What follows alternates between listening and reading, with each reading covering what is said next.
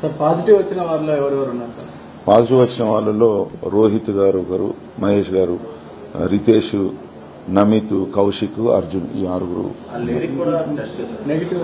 అందరికి అక్కడ ఉన్న 11 మందికి నిక్కచ్చిగా టెస్టులు చేయడం జరిగింది. 2 దశల్లో టెస్టులు జరిగినాయి. 2 దశల్లో, ఒక దశలో 5గురికి, రెండో దశలో ఇంకొకతను, అంటే ఆ 5గురు కాక ఇంకోతనికి కూడా పాజిటివ్ వచ్చింది. నెగిటివ్ వచ్చిన వాళ్ళు ఎవరెవరు ఉన్నారు సార్? నెగిటివ్ వచ్చిన వాళ్ళ పేర్లు మేము ఇచ్చేస్తాం తర్వాత. సార్ ఇప్పుడు కాల్పులు జరపడానికి గల కారణం ఏంటి సార్? మిమ్మల్ని పోలీసులు వచ్చారనా లేకపోతే ఇంకేదైనా? లేదు, పోలీసులు వచ్చారని వాళ్ళకి ఐడియా లేదు. మాకు ప్రాథమిక సమాచారం మేరకు ఎందుకు గాల్చారు అనేది మనకు కూడా తెలియదు. ఒకవేళ పోలీసులు వచ్చారని తెలిస్తే వెపన్ కూడా దాచిపెట్టే ప్రయత్నం చేస్తారు. అట్లా చేయలేదు. వాళ్ళు పట్టుకొని ఉండగానే మన వాళ్ళు పోయి పట్టుకున్నారు. రితేష్ రెడ్డి పేరు మీద ఉందండి. కాల్పులు జరిపింది వేరే వాళ్ళ? కాల్పులు జరిపింది నమిత్ శర్మ అని ఢిల్లీ వాస్తవుడు అనేది ప్రాథమికంగా మనకు అర్థమైంది. ఎందుకంటే అతని హోల్లోనే, అతని చేతిలోనే వెపన్ ఉంది. మన ఈ పార్టీ ఆర్గనైజర్స్ రోహిత్ రెడ్డి అని ఇతని ఫామ్ హౌస్ అది కూడా మధ్యాహ్నం 3 గంటలకు ఒకరిద్దరు కలుసుకున్నారు.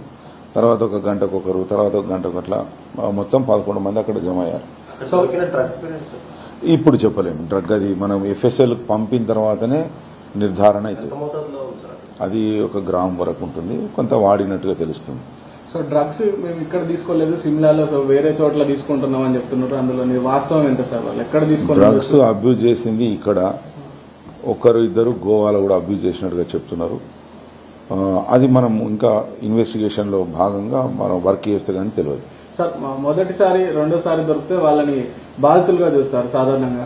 2 సార్లు, 3 సార్లు, అంతకంటే ఎక్కువ సార్లు డ్రగ్స్ తీసుకున్నట్టు దొరికితే కనుక వాళ్ళ పైన చర్యలు ఉంటాయి. సో వీళ్ళలో ఎన్నిసార్లు పాజిటివ్? మనకు అందరూ మొదటిసారి దొరికారండి. మనం ఇంకా చూస్తాం. మరి ఇప్పుడు కొన్ని మా దగ్గర ఉన్న యాప్స్ ద్వారా చూసి వాళ్ళు గతంలో రికార్డుల పరంగా ఎక్కడైనా దొరికారా ఏంటి అనేది చూసిన తర్వాత సాధారణంగా డ్రగ్స్ పార్టీ జరుగుతుందని ఇన్ఫర్మేషన్ వచ్చిందా సార్? లేకపోతే మాకు 1908 అనే ఒక ప్రత్యేకమైన నంబర్ ఉంది. 1908 దీనికి రెగ్యులర్ గా మాకు కాల్స్ వస్తున్నాయి.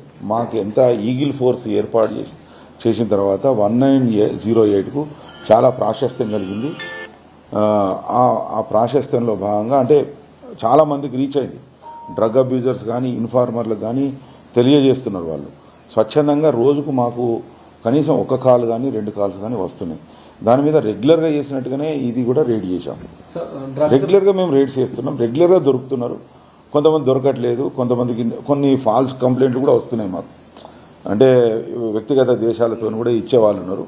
అది కూడా వెరిఫై చేస్తున్నాం. వాళ్ళకు కూడా చట్టబద్ధంగా ఎలాంటి ఇబ్బంది లేకుండా వాళ్ళ యొక్క గౌరవాన్ని కూడా మేము కాపాడుతున్నాం. డ్రగ్స్ రహిత రాష్ట్రంగా మార్చేందుకు ఈగల్ ఫోర్స్ డ్రగ్స్ పై ఉక్కుపాదం మోపుతుంది సార్. సో ఇలాంటి సందర్భాలలో హై ప్రొఫైల్ క్యాండిడేట్లే ఎక్కువగా ఈ డ్రగ్స్ వినియోగిస్తున్నట్టు ఇటీవల జరుగుతున్న కొన్ని సందర్భాల్లో తెలుస్తుంది. సో ప్రజాప్రతినిధులు ఉంటున్నారు, మాజీ ప్రజాప్రతినిధులు ఉంటున్నారు.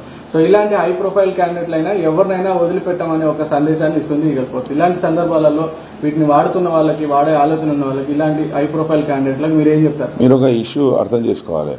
ఇది మీరు 2 రకాలుగా కనబడుతుంది. మా లక్ష్యం ఏంటి? డ్రగ్ అబ్యూజ్ చేయొద్దు అంతే. ఆ వ్యక్తి ఎవరు అనేది తర్వాత విషయం. అది ఆ సెకండ్ విషయం గురించి మేము ఆలోచన చేయం. ఎవరైనా పర్లేదు, చట్టబద్ధంగా జీవించడానికి చట్టం తయారు చేసుకున్నాం. ఆ చట్టం యొక్క చట్టంలో ఉండి మనం పని చేసుకోవాలి అంతే. ఇప్పుడు అతను ఎవరు వ్యక్తి అనేది మాకు సంబంధం లేదు. మాకు కేవలం డ్రగ్ అబ్యూజ్ చేశారా లేదా అనేది. వీళ్ళపైన తదుపరి చర్యలు ఎలా ఉండబోతున్నాయి? తదుపరి చర్యలు మనము మొయినాబాద్ పోలీసులు వాళ్ళను కోర్టుకు ప్రవేశపెడతారు. కోర్టు ఎట్లా చెప్తే అట్లా చేస్తారు.